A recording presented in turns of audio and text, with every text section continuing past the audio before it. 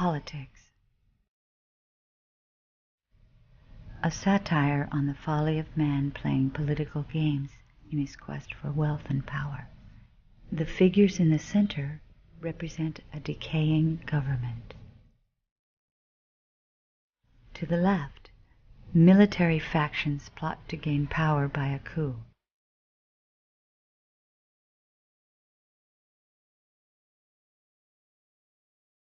While to the right, religious groups attempt to spread their beliefs and influence.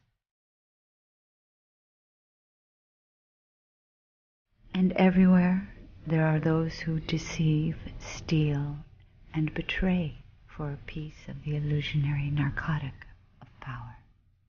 Most are oblivious to the signs on the horizons, warning of what their pursuits could eventually bring, the meaningless destruction of everything they have come to know. For the first time in history, man now has the knowledge and mechanisms to cause himself to become extinct through his own willful acts.